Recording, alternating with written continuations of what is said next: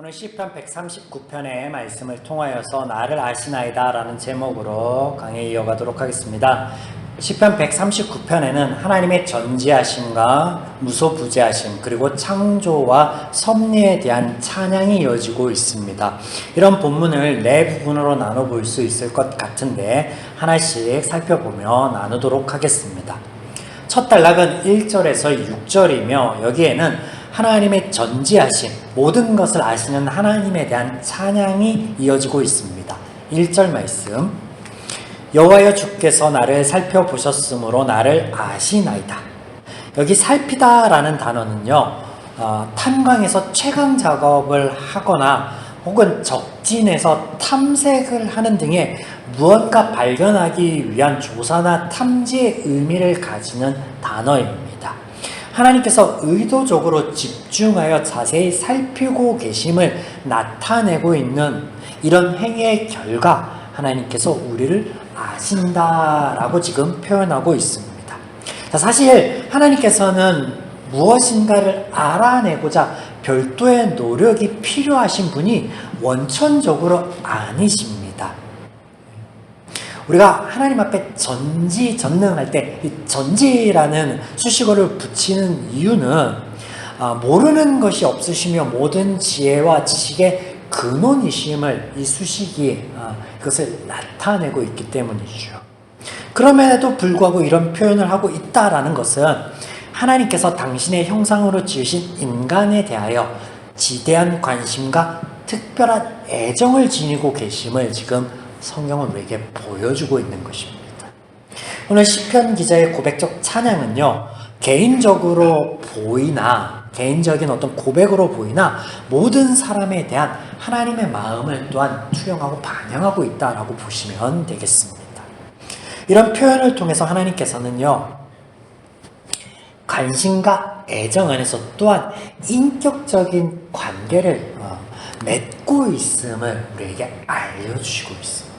그러니까 관심을 가질 뿐만 아니라 그 가운데 인격적인 관계로 우리를 이끌고 계시고 그것을 소망하고 계신다라는 것이죠. 본문 139편에 알다라는 동사가 자주 등장하는데 이와 같습니다. 앞서 설명드린 것과 같다라는 것은 이 단어가요, 인격적이고 실제적인 알을 나타내는 것으로 관계와 삶 안에 모든 영역을 통한 경험을 통한 알을 나타내는 단어이기 때문에 그렇습니다. 그래서 하나님을 알다라고 할 때 하나님이 우리와 관계를 맺어가면서 그 경험을 통해서 아심, 물론 그 이전에 창조주로 아시는 것을 베이스로 또 우리가 알다, 시편 기자가 알다, 하나님을 알다라고 하는 것은 이런 하나님을 삶 가운데 경험하며 그 경험의 발걸음들이 쌓여서 하나님을 알게 됨에 대해서 나타내고 있다라는 것이죠. 그래서 단어를 통해서도 우리가 이 대목을 확인해 볼 수 있는 것입니다. 2절부터는 보다 구체적이고 자세한 표현들로 하나님의 알에 대한 소술이 이어지고 있습니다. 2절에 앉고 일어섬 그리고 생각을 아시는 하나님이에요. 앉다라는 것은요, 평안과 쉼을 표현하는 것이고요, 일어섬은 그 반대로 일을 하는 상태를 표현하는 것이에요. 때문에 인생을 의미하는 거죠. 앉고 일어섬이 인생을 의미하는 것이에요. 우리가 살아가는 모든 모습들을, 그 형태를 하나님께서 아신다라고 말씀하시는 거죠. 또 생각은요, 의도와 목적을 의미하는 것으로 앞서 우리의 삶의 외형적인 모습뿐만 아니라 내면적인 모습들도 삶 가운데 우리가 생각하고 느끼는 그 모든 것을 아울러 삶의 방향성, 가치관 주셔도 하나님께서 어떻게 아신다라고 말씀하고 있는 거예요. 이어서 3절에 길과 눕는 것, 행위를 아시는 하나님. 길이란 공적인 활동을 의미하고요, 눕는 것은 사적인 활동을 의미합니다. 그래서 행위, 행동 양식과 태도를 의미하는 그 모든 것을 하나님께서 아신다라고 말씀하고 있는 거죠. 4절, 이해하기 쉽게 다시 번역하여 이 부분을 읽어드리면요, 나의 혀의 말이 없을지라도 당신께서는 그 모든 것을 아십니다 라는 고백이 됩니다. 어떤 의미예요? 우리의 작은 신음소리, 말 못하는 그 침묵의 이유조차도 하나님께서 어떻게 아신다라는 거예요. 아신다. 5절, 앞뒤를 둘러싸시고, 자, 이거 원어적인 의미를 파헤쳐 보면 어떤 의미냐면, 신체의 모든 부위를 의미하는 것으로 하나님께서 우리의 머리카락 하나까지도 세신바 되신다라는 그 표현처럼 하나님이 우리의 모든 신체적인 모든 부분들을 아신다. 둘러싸고 계심으로 아신다라는 표현이 됩니다. 이런 하나님의 아심, 전지하심으로 하나님께서는요, 내 머리에 손을 두신다라고 표현하고 있습니다. 5절에. 이 표현은 뭐냐? 머리에 손을 얹다라는 이 표현은 뭐예요? 우리가 쉬이 유추해 볼 수 있죠. 뭐냐면 다스림과 복 그리고 축복을 의미합니다. 하나님의 전지하심을 통해서 하나님께서는 우리를 아는 것을 통해서 우리를 다스리시며 보호하여 주시며 복 주신다. 하나님이 우리를 알아가고 관계 맺는 그 목적이 어디에 있다? 여기에 있다라는 것을 말씀하고 있습니다. 6절 이 지식이 내게 너무나 기이하니 높아서 내가 능히 미치지 못하나이다. 이런 하나님께서 경이로우시며 우리가 이런 하나님을 다 이해할 수 없음에 대하여 고백하고 있죠. 그럼에도 불구하고 우리는 우리의 모든 것을 아시어 복주시며 보호하여 주시는 하나님을 우리의 삶 가운데 경험할 수 있으며 만날 수 있고, 이것들이 쌓여서 하나님에 대한 지식이 생기면 물론이며 6절의 고백처럼 우리 또한 이런 고백을 우리 삶 가운데 할 수 있다는 거예요. 하나님이 나를 어찌 그렇게 생각하시고 아끼시고 위하시는지 하나님 너무나 감사합니다 표현할 수 있다는 것이죠.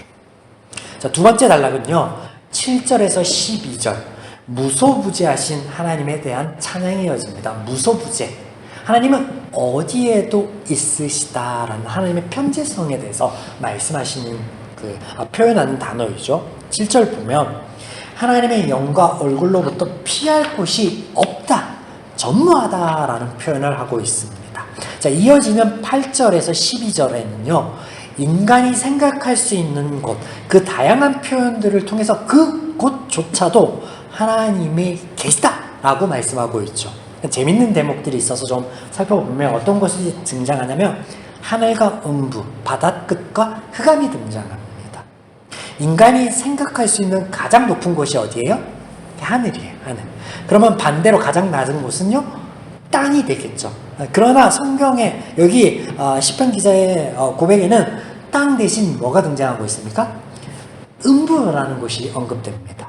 자, 음부라는 곳은요 히브리인들의 사상의 생각에 하나님의 도우심이나 은혜로부터 떨어져 나간 곳으로 여겨지는 장소예요. 그래서 이것이 지옥이다, 지옥을 연상케 하는 또 어떤 곳이다 라고 생각하는데, 그런데 그런 음부조차도 하나님께서 계신다라는 거예요.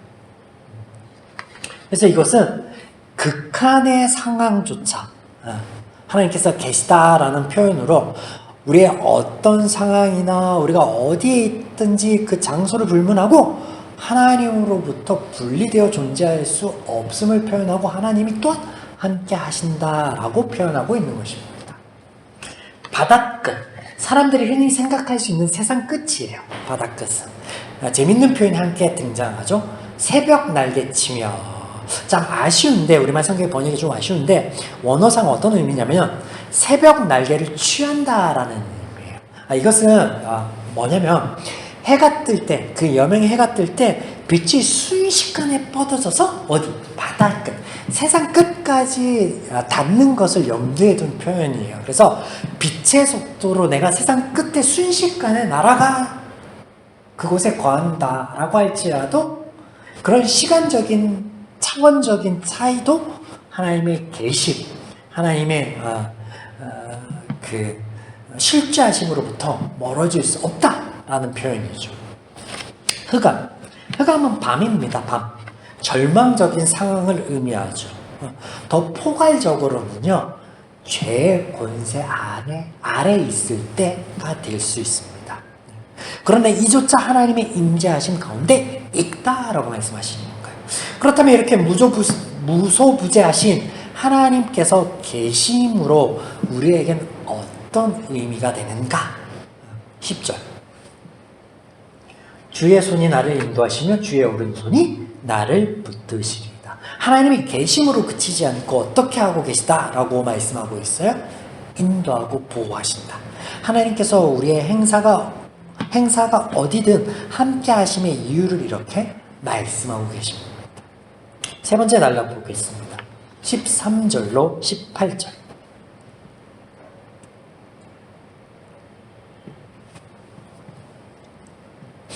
여기에서는 창조와 섭리 하나님에 대한 찬양이 이어집니다. 창조와 섭리. 13절 보겠습니다. 13절. 주께서 내 내장을 지으시며 나의 모태에서부터 나를 만드셨나이다. 자, 하나님의 창조에 대해서 고백하고 있는데 여기 특별히 내장을 만드셨다라고 말씀하고 있어요. 여기 왜 내장이에요? 이 내장으로 번역하고 있는, 우리말 성경에서 번역하고 있는 그 단어가 원어에서는 뭘 가리키냐면요, 심장을 의미합니다. 공판, 심장. 우리가 너는 내 심장이야 라는 고백을 할 때 이것이 생물학적 심장이 아님을 알고 있습니다. 마찬가지예요. 심장이 의미하는 것이 있습니다. 심장이 의미하는 것. 그럼 심장이 무엇을 의미하느냐? 심장은요, 깊은 내면의 세계를 의미해요. 깊은 내면. 마음속 깊은 생각들, 가치관, 사상. 바로 은밀한 생각과 의지를 가리키는 것으로 창조주이신 하나님께서 이런 내면조차도 알고 계심을 함축하고 있는 표현이 되겠습니다. 14절에서는 하나님께서 지으신 인체의 신비에 대하여 그 신묘와 즉하심에 대한 찬양이 이어지고 있으며 15절에서는 이를 은밀한 방식으로 하셨음에도 숨기지 못하였다라고 강조함을 통하여서 역설적인 표현을 합니다. 우리말 성경에서 15절에 뒷부분에 해당되는 부분이 원어에서는 제일 앞에 등장하고 이게 강조되는 표현이에요. 자, 이런 표현을 통해서 하나님과 피조물의 관계를 지금 부각시키고 있습니다. 원어에서는. 자, 15절 표현을 조금 더 보시면 은밀한 데서는요, 앞서 모태에서 태아가 조성될 때죠. 사람들이 알 수 없는 숨겨진 영역. 또 땅의 깊은 곳은요, 흙으로 사람을 빚으신 것으로 표현한 것으로 어떻게 흙으로 사람을 창조할 수 있지? 라는 의문이 충분히 들 만한 어떤 신적인 영역, 그래서 표현하고 있습니다. 해서 감추어 놓은 것과 같은 그런 표현들이죠. 자, 지음받고 이 표현은요, 수를 놓는 모습을 의미하는 거예요. 그래서 한 수 한 수 섬세하고도 조심스럽게 하나님께서 만드시고 계신 것을 표현하고 있습니다. 이렇게 하나님께서 창조의 모든 과정을요, 매우 섬세하게 주도하시며 진행하셨음을 말씀하십니다. 그리고 이것이 감추어진 것이 아니라 드러나게 됨을 강조함으로 시 전체에 흐르는 이 알미라는 단어와 또 주제와 더불어서 하나님과 시편 기자의 특별한 관계를요, 부각시키고 있습니다. 감추어진 것 같은 우리가 다 알 수 없는 그 영역조차도 하나님께서 그렇게 섬세하게, 세밀하게 조성해 가고 계심을 알 수 있게끔 하셨다라는 것은 그 관계를 유지하고 부각시키고, 내가 너를 그렇게 창조했어. 내가 그렇게 너를 주기를 원하고, 너는 이 땅에 그런 나의 은혜 안에, 복 안에, 평안 안에, 안에 들어올 수 있게 내가 너와 함께 할 거야, 너를 인도할 거야 라는 그 관계성 안으로 초청한다 라는 이런 부각이 이 안에, 이 표현들 안에 내재되어 있는 거죠. 16절 보겠습니다. 내 형질이 이르기 전에 주의 눈이 보셨으며 나를 위하여 정한 날이 하루도 되기 전에 주의 책에 다 기록되었나이다. 앞서 설명드린 것에 대한 또 하나의 부연 설명이 되겠습니다. 형질이 이루어지기 전, 앞서 표현된 모태에서 조성될 때를 우리가 확인해 볼 수 있겠죠. 그리고 주의 눈이 보심, 이것은 관심과 사랑으로 지켜보심을 나타내는 것이죠. 그래서 앞의 내용의 부연 설명이 되겠습니다. 여기 주의 책은 주권과 섭리를 의미하는 것입니다. 그래서 정한 날이 되기 전에 주권과 섭리 안에 기록되었다. 이게 어떤 의미일까? 자, 1차적으로는요, 창세기서에서의 등장하는 창조 때 하나님의 모습을 떠올려 볼 수 있겠습니다. 하나님의 형상으로 지음받은 인간이 행복하게 살게 하기 위해서 하나님께서 첫날부터 5날, 6날까지 모든 것들을 하나님이 계획하시고 의도를 가지고 조성하여 가심을 우리가 볼 수 있습니다. 그것에 대한 것을 우리가 확인해 볼 수 있죠. 이런 표현을 통해서. 다음으로는요, 모태에서 태어나 세상에 나올 때를 가리키는 것으로 한 생명이 태어나 나오기까지, 또 그 이후에 하나님의 주권과 섭리 안에서 그가 살아가게 될 것까지 하나님께서 어떻게 그것을 세밀하게 창조하시고 세밀하게 조성하여 가신다라는 거예요. 이렇게 하나님의 창조에는요, 분명한 목적이 있는데 오늘 말씀에서 그것이 뭐라고 표현하냐면 섭리다라고 하는 거예요. 섭리. 그래서 섭리란 하나님의 애정과 관심 안에 우리가 창조됨과 동시에 하나님께서 인격적인 관계 안에 두심을 말씀하시는 것으로 이해해 볼 수 있겠습니다. 때문에 이것을 우리가 삶 가운데 느낄 수 있고 다음과 같은 고백으로 또한 이어질 수 있음은 17절, 하나님이여 주의 생각이 내게 어찌 그리 보배로운지요, 그 수가 어찌 그리 많은지요. 자, 여기 내게는 나를 위한이며 주의 생각은 앞서 설명드린 창조와 섭리의 계획과 목적을 가리키는 거죠. 어찌 그리 많은지 헤아릴 수 없을 만큼 크고 놀라움을 고백합니다. 하나님의 그 계획하심이, 그 하나님의 목적하심이 얼마나 그렇게 은혜스럽고 얼마나 그렇게 놀라운지, 그것에 대한 고백입니다. 시편 기자가 입술로 고백하는 이런 하나님의 속성은 하나님을 소개하고 알리는 것을 넘어 우리의 삶을 통해 직접 경험되어지고 누릴 수 있는 것들로 성경은 표현되고 있습니다. 우리에게 알려주고 계십니다.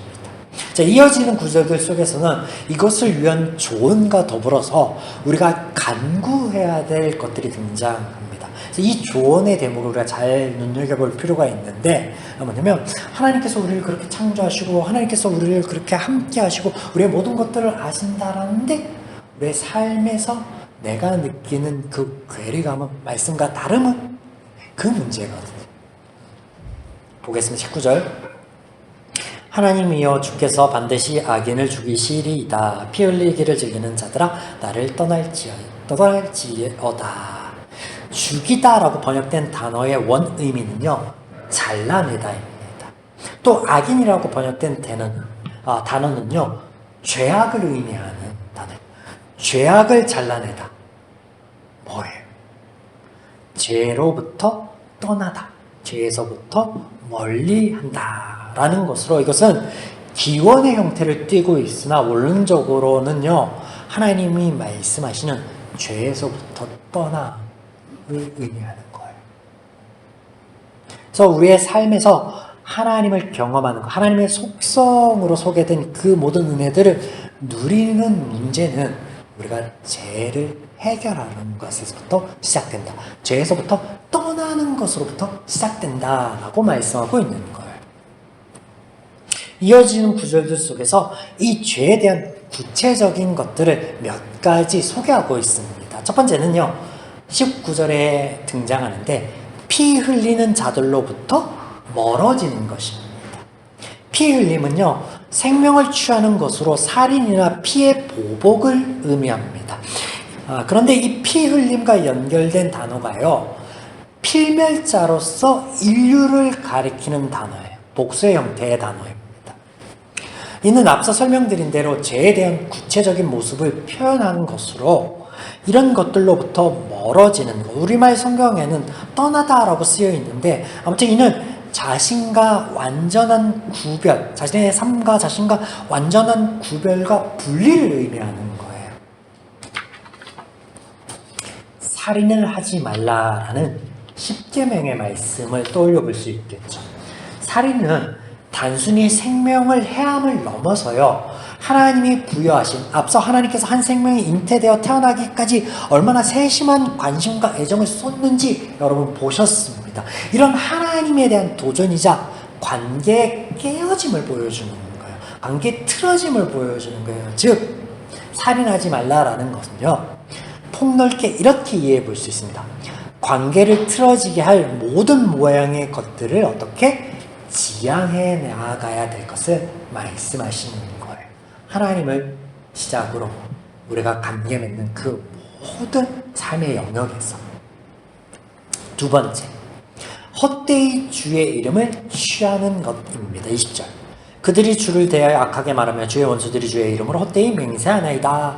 이 또한 하나님의 이름을 망령되이 부르지 말라는 십계명의 말씀을 떠올려 볼 수 있는데요. 그렇다면 망령되이 부르다라는 말은 어떤 의미인가? 20절 말씀 안에서 찾아볼 수 있습니다. 악하게 말함. 이는 악한 의도를 가진 말로 악한 계획을 가지고 하나님에 대하여 말하는 것을 의미합니다. 이단을 예로 들어 볼 수 있겠습니다. 자신의 영달을 위하여 하나님의 말씀과 하나님을 수단과 목적 삼는 것이겠죠. 또 이어지는 헛되이 맹세함에서 헛되이는 텅빔, 헛됨, 거짓말, 무어의 의미와 무가치를 의미하는 말로 상징적으로 이 단어는요, 우상 숭배를 가리킵니다. 맹세하다라는 말의 원 의미는 취하다입니다. 우상을 취하다? 정리하여 보면 우상을 취하지 말 것을 말씀하시는데, 이는 대상과 목적을 분명히 하라는 말씀이에요. 성경에서 우상과 하나님이 계속 비교되어 등장하고 있으면요, 우상과 하나님이 다르다라고 말씀하시는 건 하나님은 분명한 존재, 그리고 그 존재의 이유와 가치와 목적이 있다는 거죠. 그래서 막연한 기대감과 얕은 지식이 아닌 하나님께서 말씀을 통하여 분명하게 우리에게 보여주시고 알려주시는 그 하나님을 찾고 그 하나님의 말씀한 삶과 더불어서 삶 가운데 관계 맺기를 소망하시고 바라시는 것에 대한 말씀이 되겠습니다. 자, 마지막으로 공감하지 못하는 것, 이렇게 표현해 볼 수 있겠는데요. 21절과 22절의 말씀을 보면 한 가지입니다. 여호와를 미워하는 자들을 미워하는 것과 여호와를 대적하는 자를 베어내는 것을 말합니다. 뭐예요? 하나님의 마음과 같지 않는 것과 대적하는 것을 멀리하는 것. 그것은 반대로 하나님의 마음과 같아지는 거예요. 하나님을 대적하는 것을 베어내고 하나님의 마음과 같지 않은 것들을 멀리하는 것은 반대로 하나님의 마음과 같아지는 거예요. 같아지는 거. 이것이 궁극적으로 하나님을 사랑하는 것이다 라고 성경은 말씀하시는 거죠. 그래서 앞서 제가 이것을 공감이라는 표현을 했습니다. 그래서 하나님을 공감하지 못하는 것, 하나님의 마음과 같아지지 못하는 것을 배척하는 것, 멀리 해내는 것이요. 끝으로 23절과 24절에는 4개의 명령형 동사를 통하여서 시편 기자의 간구가 등장하는데, 정리해보면 마음을 살펴주시고 뜻을 살펴보아 주시기를 이렇게 간구하고 있고요. 또 고통의 태도, 이것은 죄의 길을 의미합니다. 죄의 길에 있는지 보시고, 영원한 태도, 이것은 반대급부의 생명의 길을 의미하죠. 그래서 죄의 길에 있는지 살펴보시고 생명의 길로 인도하여 주시옵소서라는 간구가 등장하는 것이죠. 그렇습니다. 사랑하는 여러분, 우리는 하나님의 은혜로 죄에서부터 벗어나 하나님의 자녀가 되었으나 여전히 연약하며 죄의 유혹과 시험에 쉬이 넘어집니다. 하나님께 우리 마음과 생각을 지켜달라고, 죄에서 떠나 생명의 길, 의의 길을 걸어갈 수 있게 도와달라고 이렇게 23절과 24절의 말씀처럼 간구할 수밖에 없습니다. 오늘 본문에 하나님의 속성인 전지하심과 무소부지하심 그리고 창조와 섭리에 대하여 말씀하시는 것들을 나누어 보았습니다. 이는 단순히 하나님께서 어떤 분이신가 소개하는 것을 넘어서 우리에게 선하신 하나님의 뜻과 마음을 보여주시는 것으로 그 풍성하신 은혜와 하나님과의 관계 안으로 우리를 초청하고 계시는 여러분 깨달으시면 좋겠습니다.